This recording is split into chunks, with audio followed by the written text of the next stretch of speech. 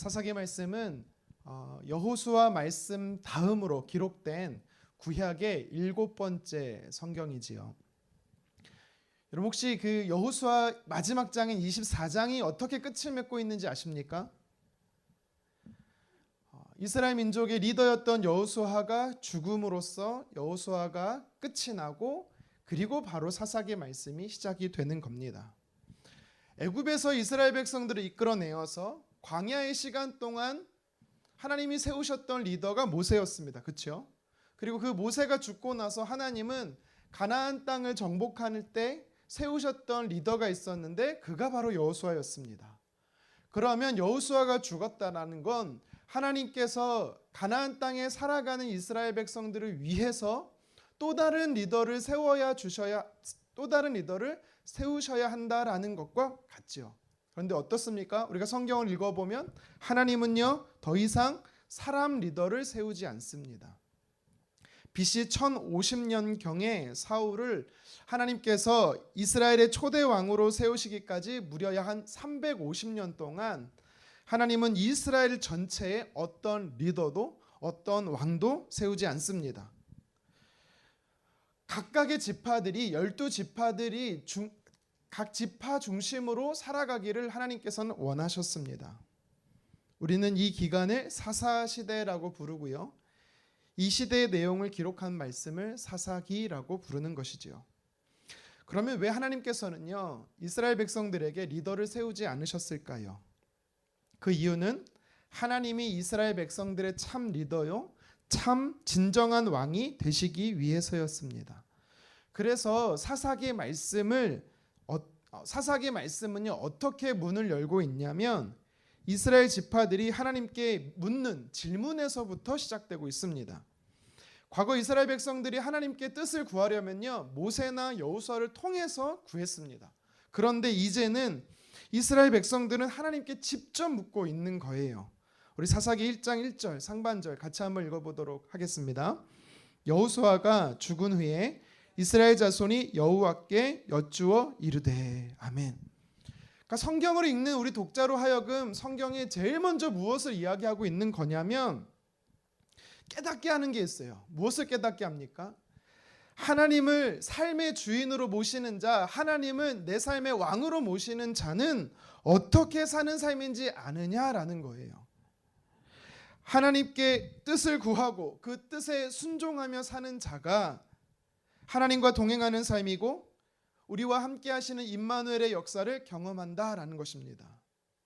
방금 우리가 사사기 1장 1절에서 보았듯이 이스라엘 백성들은 시작은 참 잘했습니다.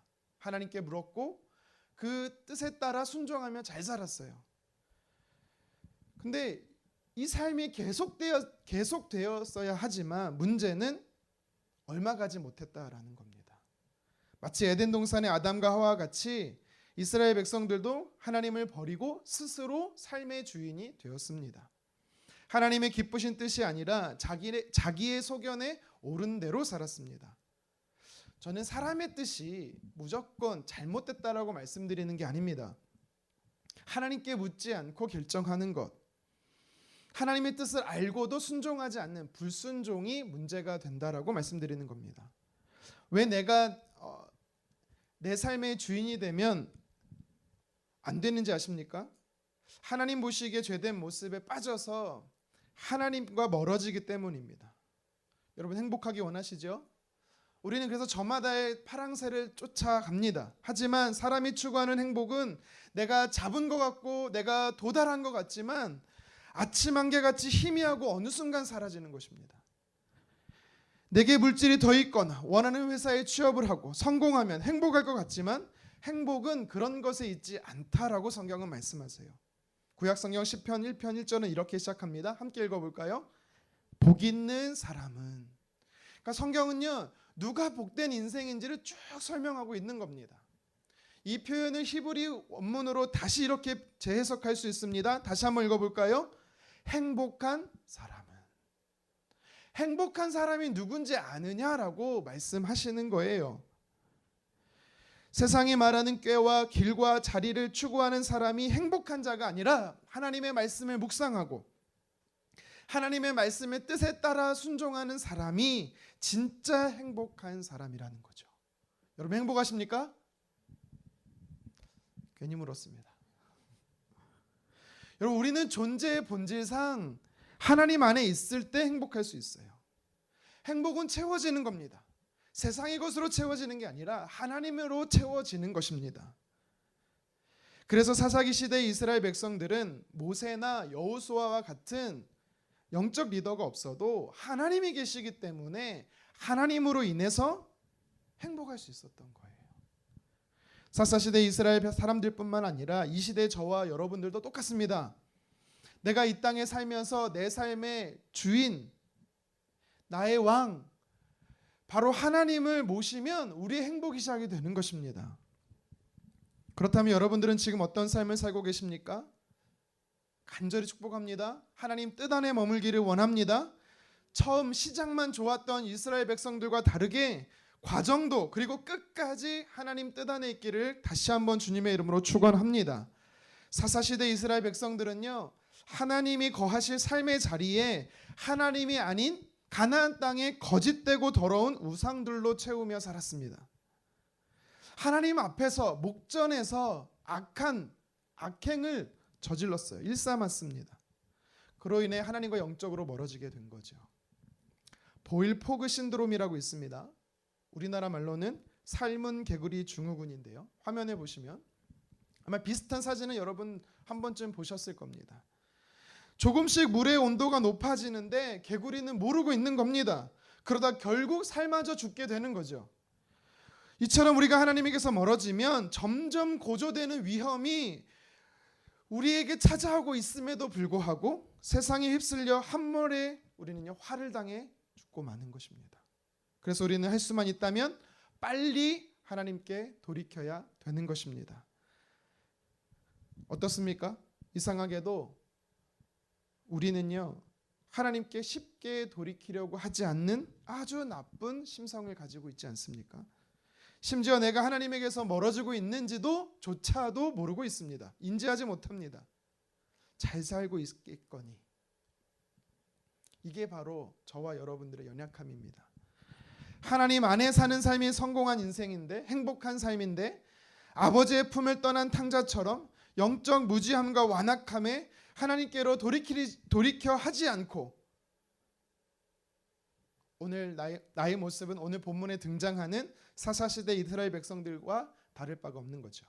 그래서 하나님께서는요 이스라엘 백성들을 그냥 두면 심각한 위험에 놓일 수 있어서 그들을 위해 특단의 조치를 취합니다. 무엇입니까?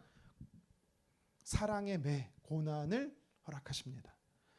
여러분 우리 인생에는요 고난을 해석할 때는요 내 잘못, 내 연약함, 내 죄 때문에 온다는 사실을 알아야 돼요. 모든 것이 내 죄 때문에 온다는 것은 아닙니다. 성경은 우리에게 고난이 왜 찾아오는가 설명할 때 몇 가지를 설명하고 있거든요. 4가지 정도 여러분께 소개하겠습니다. 첫 번째는 뭐냐면 고난은 우리 삶의 성장을 위해서, 영적 성장을 위해서 하나님께서 허락하실 때가 있습니다. 예를 들면 태양볕이 바짝, 여름에 태양볕이 바짝 내려져야만 논밭에 이 농작물들이 튼실해지고 좋은 맛을 낼 수 있는 것처럼 광야의 뜨거움과 때로는 반대로 너무 살을 내리는 추위가 우리에게 때로는 필요하다라는 겁니다. 왜요? 하나님 앞에 더 가까이 갈 수 있는 영적 성장을 주기 때문인 것이죠. 그래서 하나님은 고난을 주시기도 합니다. 또 성경은 하나님께서 우리에게 언제 고난을 주신다라고 말씀합니까? 두 번째는요. 하나님의 크신 뜻을 이루기 위해서 고난을 주신다라고 말씀하세요. 야곱의 가족들을 애굽으로 옮기시려고 하나님께서 어떻게 합니까? 요셉을 먼저 애굽으로 보내죠. 그냥 보내시는 게 아니라 고난을 허락하십니다. 노예로 팔려가게 하지요. 목동이었던 다윗을 하나님께서 사무엘 선지자를 통해서 왕의 기름 부음을 허락하셨음에도 불구하고 어떻게 하십니까? 계속 쫓기는 인생을 살게 하십니다. 심지어 예수님도 이 땅에 인간의 몸을 입고 오셔서 저와 여러분들을 죄에서 구원하시기 위해 어떻게 하십니까? 십자가의 고난, 고통을 통과하시는 겁니다. 세 번째로 우리 삶에 왜 고난이 찾아오는가 성경은 말씀하세요. 욥과 같이 이유를 알 수 없다라고 말씀합니다. 이것은요, 하나님이 우리에게 설명해 주지 않기 때문인 것도 있고요, 반대로 하나님이 설명해 주셔도 우리가 이해하지 못하기 때문입니다. 당장 그 순간에는 이해할 수 없기 때문이에요. 그런데 분명한 사실이 있습니다. 하나님이 나를 영적으로 성장시키려고 고난을 주시는 경우나 하나님의 목적하신 바가 있어서 뜻하신 바를 이루시기 위해서 하나님이 고난을 주실 때는요, 반드시 그 끝이 있다라는 사실입니다. 하나님께서 예비하신 그 과정을 우리가 통과하고 나면 하나님이 보상하시는 역전의 은혜가 있어요. 요셉도, 다윗도, 예수님도, 욥도 다 그랬습니다. 그래서 우리는 이 시간을 믿음으로 통과해야 합니다. 그런데 오늘 본문의 사사시대 이스라엘 백성들과 같이 하나님께서는 우리가 하나님께서 계속해서 멀어지게 되면 그 연약함과 죄로 인해서 고난을 주시기도 한다라고 말씀하는 것입니다. 하나님은 자신이 택하신 백성들을 그냥 내버려 두지 않습니다. 잘못된 길로 가고 있으면 그냥 버리시는 분이 아닙니다. 그쪽으로 가면 안 돼, 잘못된 길로 가고 있어 라고 계속 외치시는 분이 하나님이세요. 너 그 길로 계속 가면 큰일 난다 경고하시는 분이 하나님이십니다. 사람은요, 계속해서 주의를 주고 경고해도 듣지 않으면 어떻게 하는지 아십니까? 나는 모르겠다, 네 인생 네가 책임져라, 포기합니다. 하지만 우리 아버지 되신 하나님은요, 그렇지 않습니다.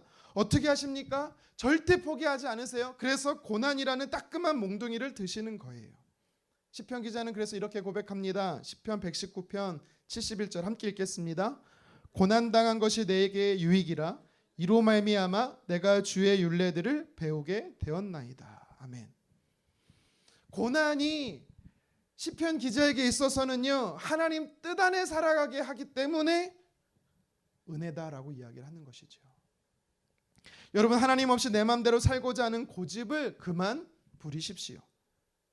세상 사람들이 뭐라 하든 비웃든 무시하든 또 내가 세상에서 잊혀져도 우리가 진짜 고집부려야 할 것이 뭐냐면 하나님 안에 머무는 삶입니다. 하나님께 묻고 순종하는 삶에 고집부려야지, 그렇지 않으면 하나님에게서 멀어지게 되는 겁니다. 불행의 연속이에요. 제가 여러분께 겁박하려고 겁주는 게 아니라 성경이 이것에 대해서 이야기하고 있습니다. 사랑하는 자녀들이 깨닫고 돌아올 때까지 물질이나 건강으로, 일과 사업에 또는 자녀들에게 있어서 관계적인 문제에 있어서 하나님은 그 인생에 다양한 풍랑을 일으키세요. 우리가 얼마 전까지 금요일날 요나 선지자를 살펴봐서 알잖아요. 하나님의 얼굴을 피해 도망쳤습니다. 하나님 뜻과 다르게 자기의 뜻대로 살고자 하는 요나였습니다. 버티고 버틸수록 그가 어떻게 됩니까? 지중해 한복판에 빠져 죽게 되는 거죠. 요나는요, 그래서 우리에게 어떤 샘플로 다가오냐면 하나님에게서 멀어지려고 하는 어리석은 자, 미련한 자를 예표하는 것입니다. 저와 여러분들이 속히 하나님께 돌이키는 지혜로운 자 되기를 간절히 원합니다.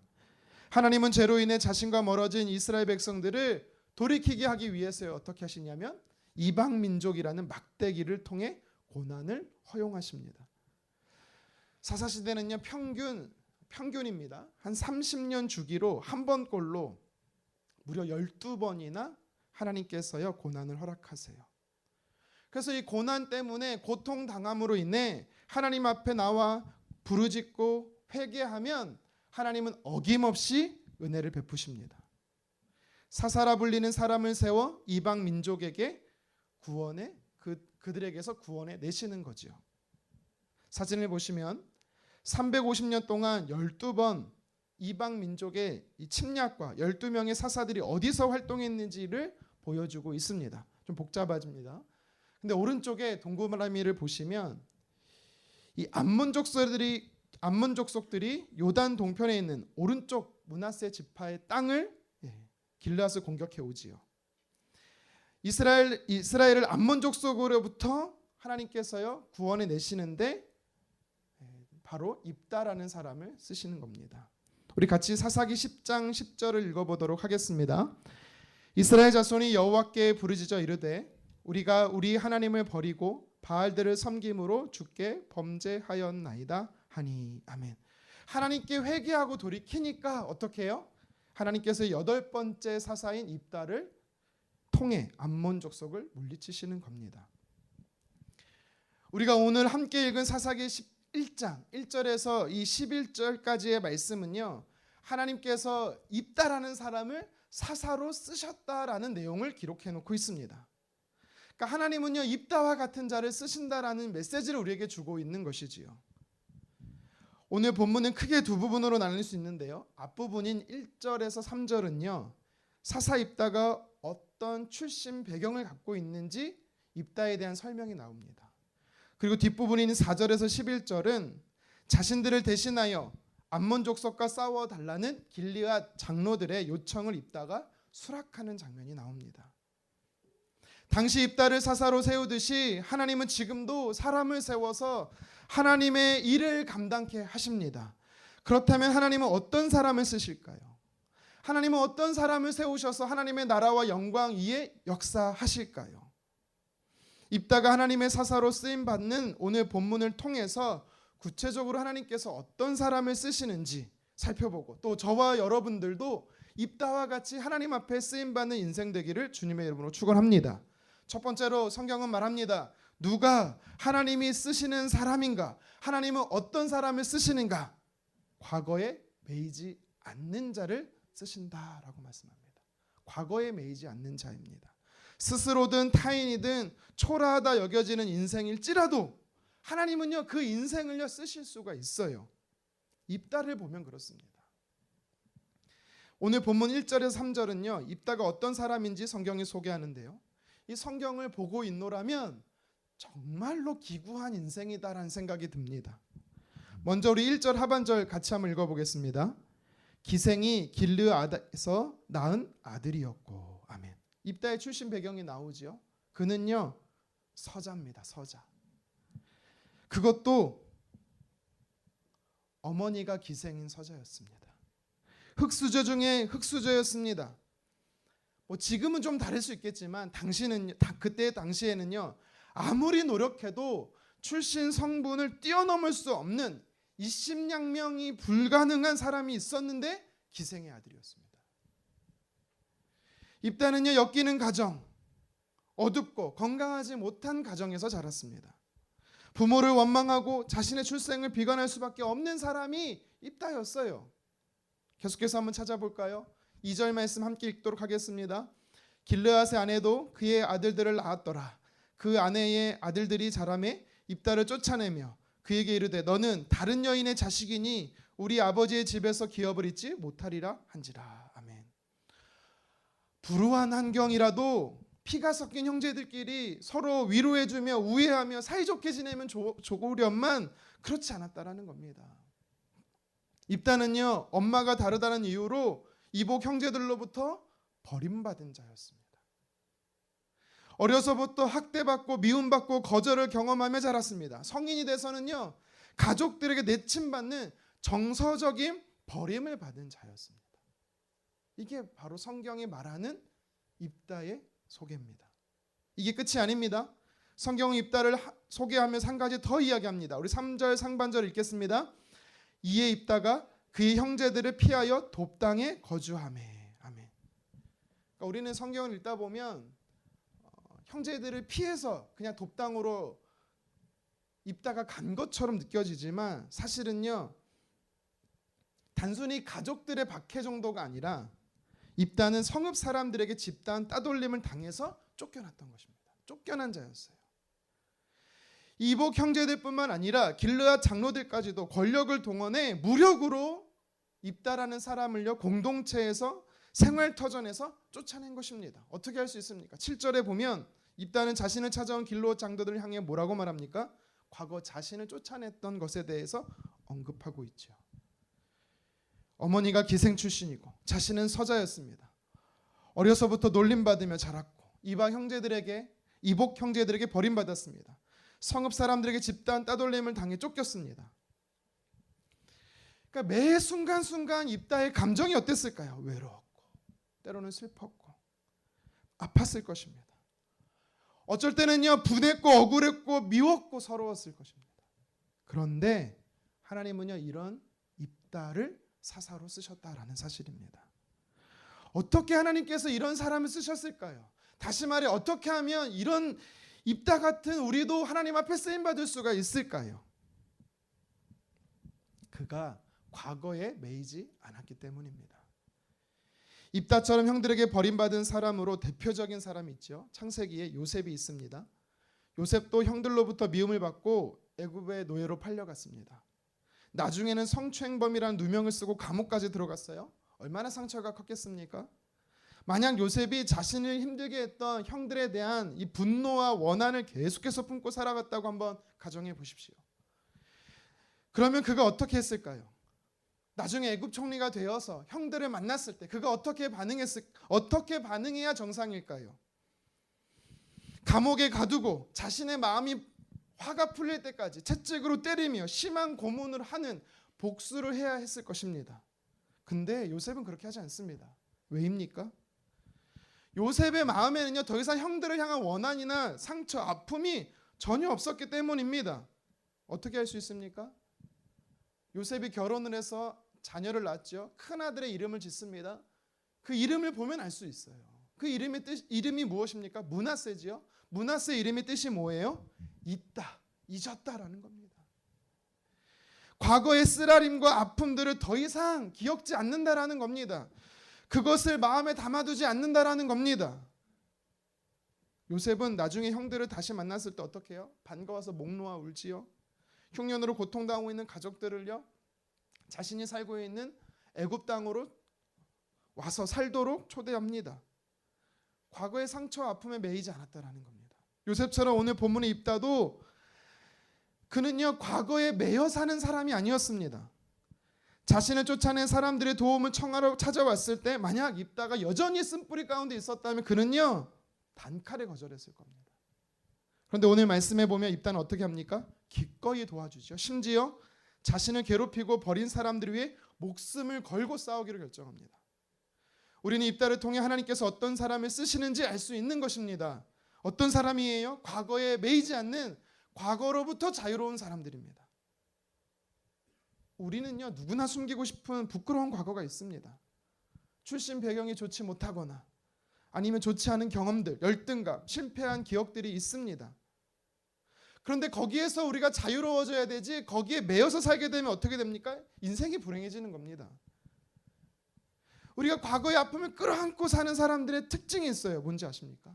누구 때문이다. 탓하는 피해의식이 있어요. 과거의 상처의 아픔에서 빠져나오지 못하니까 계속해서 상처가 쌓이니까 사람을 원망하는 것입니다. 하지만 입다는요, 기생인 엄마를 원망하지 않았습니다. 자신을 버린 이복 형제들이나 자신을 쫓아낸 길앗 사람들을 탓하지도 않았습니다. 그리고 입다는요, 자신의 삶을 비관하거나 저주하지도 않았습니다. 반대로요, 그는요, 자신의 삶이 하나님의 섭리 안에 있다라고 믿었어요. 현실에 수긍하며 새로운 땅에 가서 살았습니다. 여러분, 그가 새로 이주해서 간 땅의 이름이 뭐라 성경에 나오죠? 3절에 보면 돕이라고 말합니다. 돕. 여러분, 이게 돕이라는 단어가 히브리로 토브라는 단어예요. 그 뜻이 무엇인지 아십니까? 좋다, 아름답다입니다. 토브. 여러분, 이 토브라는 단어가 구약 성경에 여러 군데 나오거든요. 그런데 대표적으로 어디에 나오냐면 창세기 1장입니다.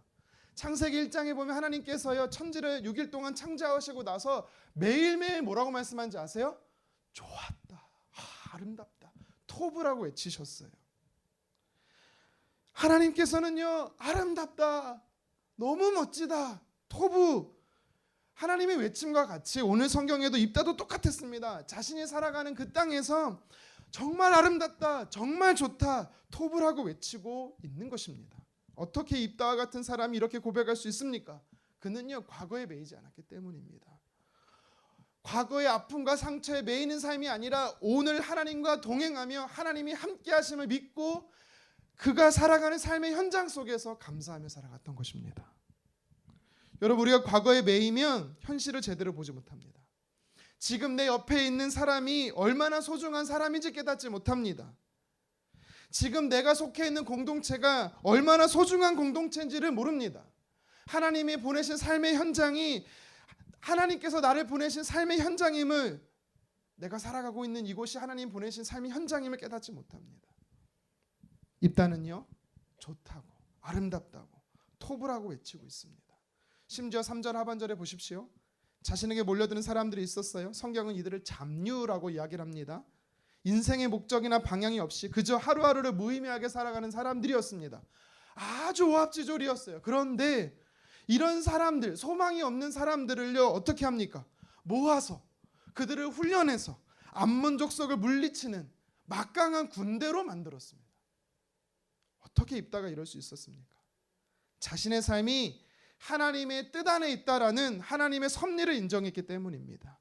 과거에 매이지 않고 하나님이 허락하신 오늘의 삶에 감사하며 최선을 다해 살았습니다. 그런 사람을 하나님께서 쓰시는 겁니다. 입다처럼 우리도 과거가 있어요. 약점과 장애와 환경의 어려움이 있습니다. 여러분, 근데 하나님은 어떤 분이십니까? 하나님은요, 외모를 보시는 분이 아니에요. 그렇기 때문에 우리의 외적인 요건들은요, 전혀 하나님 앞에 소용이 없는 겁니다. 하나님이 사람을 쓰시는데 문제가 되지 않는다라는 겁니다. 상처를 한 번도 받지 않은 자, 아픔이 전혀 없는 자, 출신이 좋고 능력이 출중한 자만 하나님이 쓰시는 게 아닙니다. 과거의 아픔과 씻을 수 없는 상처가 아무리 많이 있어도 거기에 매이지 않고 오늘의 하나님과 동행하며 하나님과 함께하는 자를 하나님께서 쓰시는 것입니다. 오늘 본문의 입다처럼 저와 여러분들도 약점이 많고 상대적으로 형편없고 볼품없는 자들이지만 하나님은요, 이런 나의 모습을 있는 모습 그대로 사랑하십니다. 받아주세요.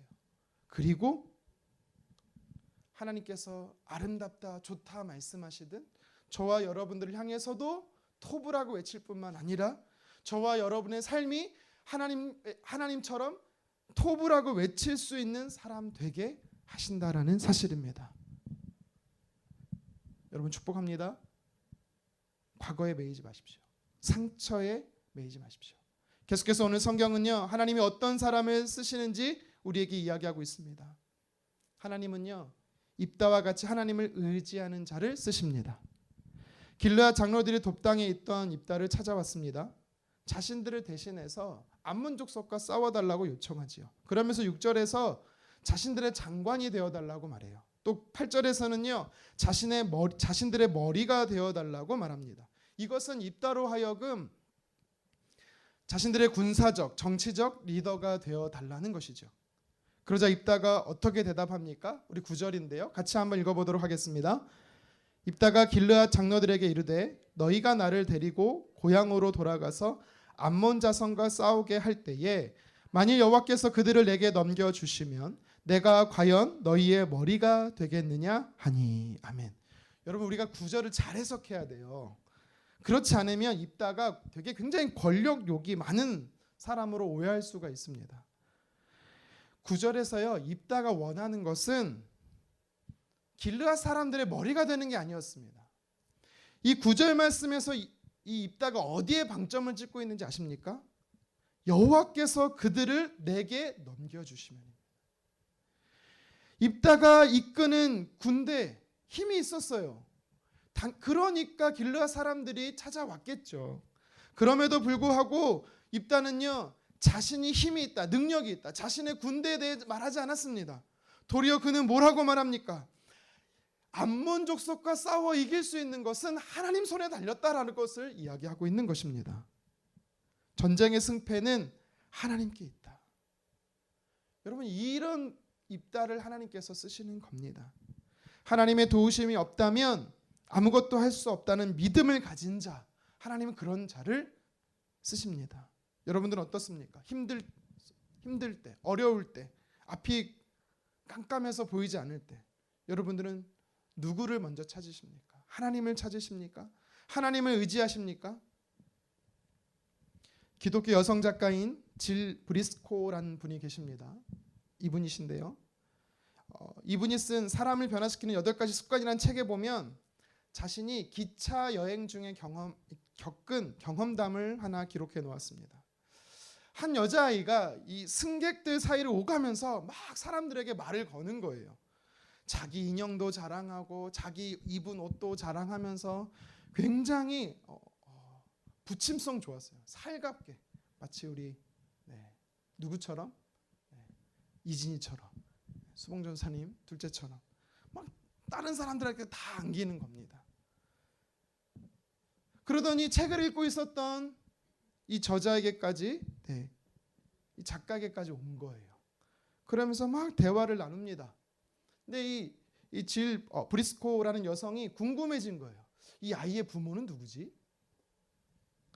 근데 아무리 살펴봐도 부모가 누군지 모르겠는 거예요. 왜냐하면 이 아이가 계속해서 객차에 있던 모든 사람과 대화하니 부모가 누군지를 몰라요.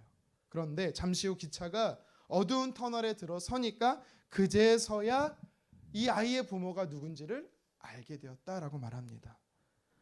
실내가 어두워진 탓에 무서워진 여자아이는요, 열차 가장 뒤쪽에 앉아있는 남자에게 확 불이 나게 달려가는 겁니다. 그리고 그 남자의 팔에 안기는 것입니다.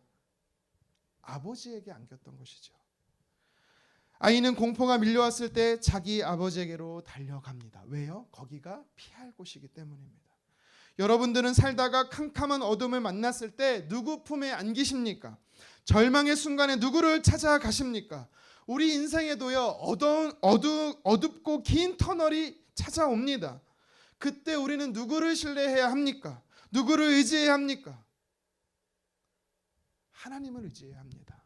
시편 31편에 시련 가운데 있던 다윗이 하나님을 향해 이렇게 외쳤습니다. 우리 시편 31편 9절 함께 읽겠습니다. 여호와여, 내가 고통 중에 있사오니 내게 은혜를 베푸소서. 내가 근심 때문에 눈과 영혼과 몸이 쇠하였나이다. 아멘. 다윗의 한탄, 부르짖음이 절절하게 표현되어 있습니다.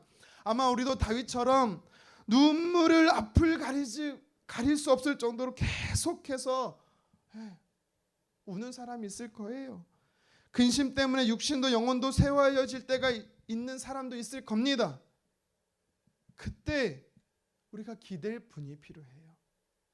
그래서 다윗이 이렇게 또 고백하는 거죠. 시편 31편 14절 상반절 함께 읽겠습니다.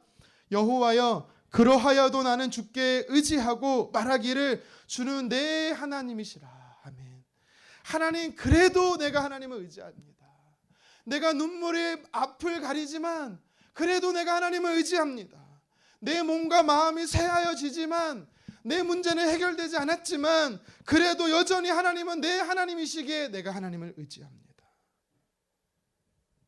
입다는 어려서부터 기생의 자녀로 아들로 태어나 버림받고 쫓겨나고, 하지만 그는요, 한계 과거에 갇혀 살지 않았습니다. 자신의 형편을 본 것이 아니라 하나님을 봤습니다. 하나님을 의지했던 것입니다. 사랑하는 성도 여러분, 다윗과 같이 오늘 본문의 입다와 같이 하나님을 의지하기를 원합니다. 하나님은 멀리 계시는 분이 아니세요. 나와 상관없는 분이 아니십니다. 하나님은 지금도 오늘도 우리와 함께 하시는 임마누엘 되십니다. 우리는 상황에 매몰될 때가 많아요. 이런 형편? 나는 어쩔 수 없어 라고 포기하는 인생이 있습니다. 그러나 믿음의 사람은요, 자신을 보고 불가능하다라고 말하지 않습니다. 믿음의 사람은요, 하나님을 보고 하나님을 의지하며 맡기는 인생을 삽니다. 우리는 본문 말씀에서 입다가 하나님을 의지하는 사람임을 알 수 있게 하는 부분을 한 군데 더 찾을 수가 있어요. 어디냐면 11절 하반절입니다. 우리 같이 한번 읽어보겠습니다. 입다가 미스바에서 자기의 말을 다 여호와 앞에 아뢰니라. 아멘.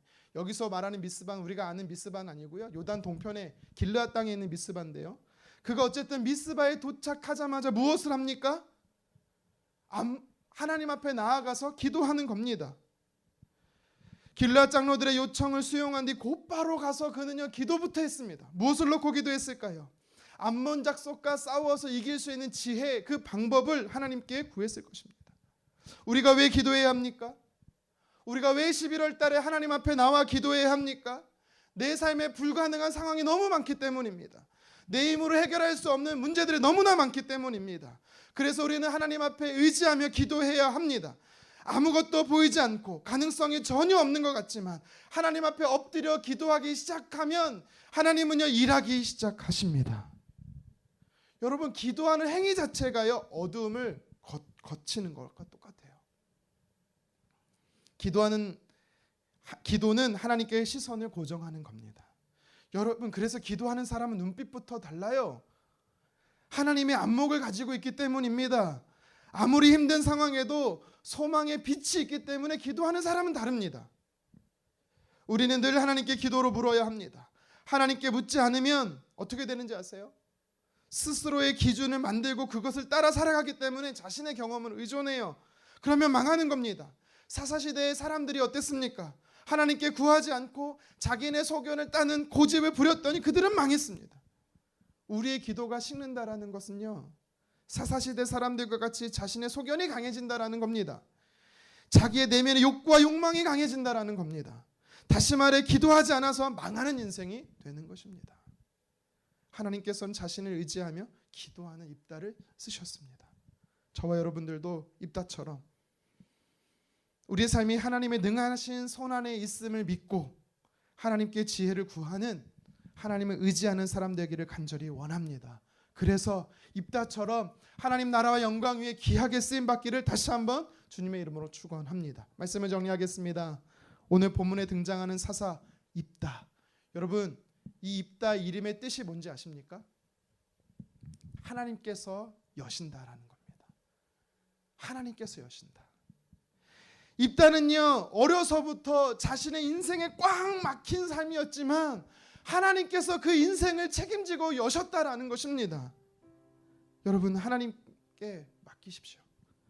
현실적으로 볼 때 입다는 참담한 인생이었습니다. 기생의 어머니, 서자 출신, 버림받고 쫓겨나는 약점과 한계투성인 사람이 입다였습니다. 여러분, 그래서요, 입다의 인생을요, 영어 단어 한마디로 표현하면 불가능하다라는 임파서블로 표현하고 싶습니다. 그런데요, 그의 인생이 바뀌었어요. 어떻게 바뀌었습니까? 다음 단어 보시겠습니까? I'm possible. 나는 가능한 사람, 나는 할 수 있는 사람. 여러분, 불가능한 사람이 어떻게 가능하게 바뀌는지 아십니까? 하나님께서 쓰시면 되는 겁니다. 하나님께서 입다를 쓰셨기 때문에 그의 인생은 180도 달라질 수 있었습니다. 어떻게 입다가 하나님 앞에 쓰임받을 있었습니까? 오늘 본문을 통해 두 가지로 살펴봤습니다. 첫 번째는 입다는 과거 아픔과 상처에 매여 살지 않았기 때문입니다. 하나님께 쓰임받을 수 있었어요. 과거의 상처로 분노하지 않았습니다. 누구도 원망하지 않았습니다. 혹시 우리 중에 상처가 증오심으로 남아있는 분이 계십니까? 부모님이나 형제나 동료를 향해 나의 원망이 불화살이 되어 있지 않습니까? 모든 사람을 용서하시고 모든 것을 잊으십시오. 그리고 축복하십시오. 절대로 과거의 상처나 아픔들이 나의 인생을 가로막도록 내버려 두지 마십시오. 하나님은 우리 인생에 약점과 한계가 있음에도 불구하고 연약함이 있어도 나를 사랑하시기에 쓰시기로 작정하십니다. 이게 얼마나 감사한지 몰라요. 나같이 허물 많고 부족한 자를 하나님께서요 쓰신다는 사실 자체가 그저 놀라울 뿐입니다. 저와 여러분들은 내 안에 부정적인 생각, 어두운 생각을 예수 그리스도의 이름으로 쫓아내십시오. 그리고 선포하십시오. 좋다, 아름답다, 토부라고 외치십시오. 그러면 하나님께 쓰임받는 인생 되는 것입니다. 두 번째로 입다는 하나님을 의지하였기 때문에 하나님께 쓰임받을 수 있는 인생이 되었습니다. 전쟁의 승리가 자신의 힘과 능력에 있지 않고 하나님 손에 달렸음을 믿었습니다. 또 입다는요, 암몬 족속과 전쟁하기로 결단하고 나서 제일 먼저 그는 미스바로 가서 하나님 앞에 엎드려 기도했습니다. 하나님께 맡긴 것입니다. 하나님께 기도하면 하나님을 의지하는 자를 하나님 반드시 들어 쓰십니다. 너희 염려를 다 주께 맡기라라고 하셨습니다. 우리 염려들, 문제들 여러분 하나님께 맡기십시오. 그리고 하나님을 의지하십시오. 그러면 하나님 반드시 우리를 쓰십니다. 입다와 같이 저와 여러분들도 과거에 매여 살지 않고 오늘의 하나님을 의지해서 하나님께 귀하게 쓰임받는 인생 되기를 주님의 이름으로 축원합니다.